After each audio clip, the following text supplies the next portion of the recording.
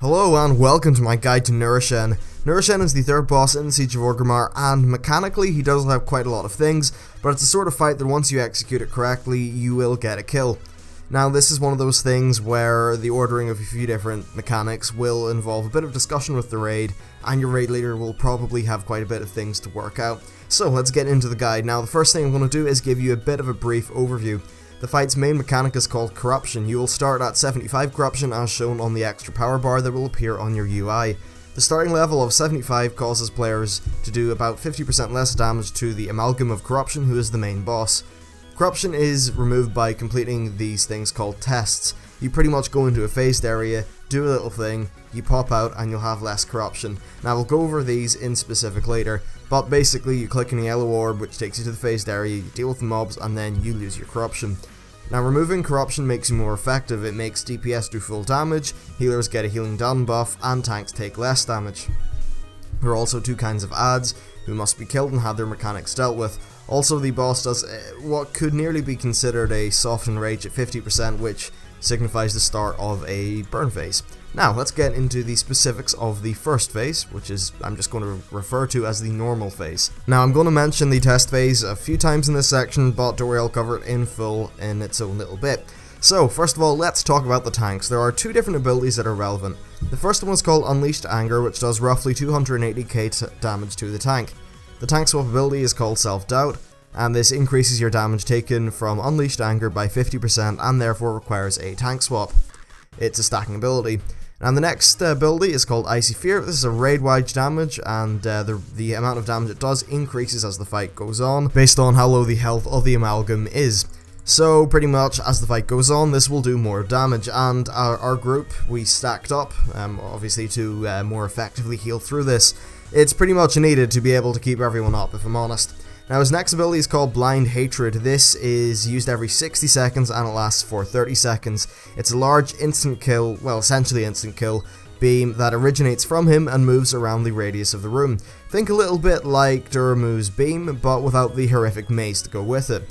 Now once he hits 50% health, he will gain an ability called Frayed. At 50% and each subsequent 10%, he will summon a large ad called an Unleashed Manifestation of Corruption.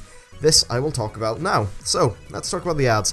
There are two kinds in this fight. Now, any of the damage done to the normal phase adds when you are above 50% will be mirrored onto the boss, so there is absolutely no excuse for scumbag DPSing. The Unleashed Manifestations of Corruption are spawned whenever a DPS player in the test phase kills a manifestation of corruption, and they're also spawned when the boss hits 50, 40, 30, 20 and 10% health. They cast Burst of Anger, which does raid-wide damage, and when they die they drop a void zone called Residual Corruption. This does high raid-wide damage until soaked by a player. When a player stands on it, it will disappear and get 25 corruption. And finally there are small adds called Unleashed Essences of Corruption, and these spawn whenever an essence of corruption is killed in the DPS test phase. They will cast Expel Corruption on the boss. This fires pretty much a slow-moving bolt at the boss from the ad, and when it reaches the boss, he will be buffed with a buff called Fusion, which increases damage done by 5% for 15 seconds per stack. Now, this can be mitigated by player standing in front of the thing before it hits the boss and soaking it. This will do high damage to the player, but it will prevent the boss from getting that all-important stack. So, that is something which you absolutely need to do. Now, let's talk about tying together Phase 1. So, this fight's all about getting the Purifying mechanic correctly, and I'm going to talk about the order that worked for us, and then also the order that seems to be the most recommended one out there. So the Unleashed Manifestations drop the Void Zone, as I said earlier, and this gives 25 corruption. Since everyone starts at 75 corruption, this will bring them to 100, and the person who soaks it should probably be the next person to go into the test phase. Now we started by sending in one tank and one DPS.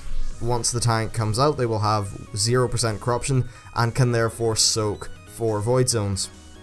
Keep rotating in and out of the test like this, sending in a DPS at a time and then keeping the tanks able to soak the Void Zone. Now that's the most recommended way to do it. The way we did it, in hindsight, probably wasn't the best, but it did work.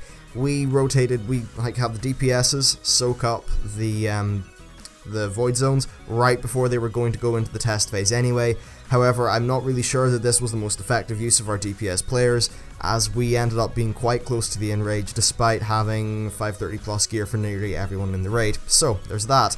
Now, next part of the guide is the test phases. These will happen whenever a player clicks on one of the orbs. As I said earlier, there's yellow orbs, and you click on one of these to take you to the test phase. So for DPS, there are two big ads. Oh, I should probably also add, I unfortunately only have DPS footage. However, from what the tanks and healers tell me, their versions are pretty easy. You can just look up on YouTube for the footage. Now, for DPS, there are two ads. They are the big ones and the small ones.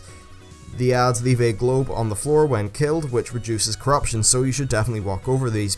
The big ad does a frontal cone, which is very easy to avoid, and the small ones shoot things at you, which can easily be avoided. The small ones also do a reflect shield, so don't damage them from the front of the shield. Whenever you kill the big ad in this phase, it will spawn the big ad. It will spawn an unleashed version of the big ad into the normal phase, and it's dealt with as I said above. The same goes for the small ad. Now for the tank one, you need to survive against a Titanic Corruption for 1 minute. This will do a frontal cone called Titanic Smash, which must be avoided, a stacking dot, an interruptible damage spell called Hurl Corruption, a highly damaging ground attack which must be avoided called Burst of Corruption, and finally Piercing Corruption, which does high damage and quite simply just needs to be tanked through. Finally, we have the Healer Challenge. So the Healer Trial has 1 hostile mob and 3 friendlies. You need to heal the friendlies as you go on so that they will kill the hostile. Abilities are Disheartening Laugh, which does 50k damage every 2 seconds and must be healed through. Pit of Despair is a void zone, and Lingering Corruption must be dispelled off the player and the friendly ads. So pretty much keep yourself alive, keep the ads alive. Any extra damage you can do to the hostile ad will make the phase go faster. Now the third part of this fight is the under 50% phase. At this stage, you don't really do the tests anymore, and it's all about killing down that boss. Now the reason why you've been purifying all your DPS, because you need to absolutely emphasize purifying the DPS. So the reason you've done that is because at 50% you start getting very heavy raid damage, and then every subsequent 10% he brings in an ad. So when the DPS are at lower corruption, they do higher damage, therefore you need that extra damage to be able to burn down the boss quick enough. So what you do is you stack up, for more effective healing, and you start burning the boss. At 50, 40, 30, 20, and 10% he will spawn an Unleashed Manifestation of Corruption. This, since this does raid-wide damage, it must be killed immediately, and its void zone must be picked up.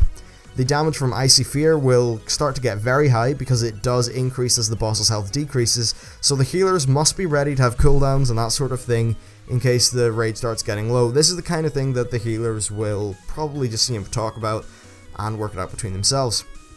So that's really it for the main guide. This one, it really does sound overwhelming, and honestly for the third boss there are a lot of mechanics. However, our group of, we're not casual, but we're kind of chill. We managed to get this down on our 4th attempt or something, so it's not massively hard. This is a fight in which preparation will win you the fight more than doing a million wipes. You need to have a good rotation for purifying your DPS players, keeping the tanks purified so they can soak the void zones, more the off tanks soaking the void zones, and stuff like that. Essentially, talk it through. Get a good strategy down and then execute that strategy. This is the kind of fight where if you execute your strategy perfectly and people don't mess up, you will get the kill. Honestly, this is probably the hardest boss out of the first 5 in our experience, so if you get through this, you're probably good for a little while. Anyway, thank you for watching. Any constructive feedback would be greatly appreciated, since this is the first time I've been doing normal mode guides. Anyway, thanks for watching, hope you enjoyed the video, and I'll see you next time.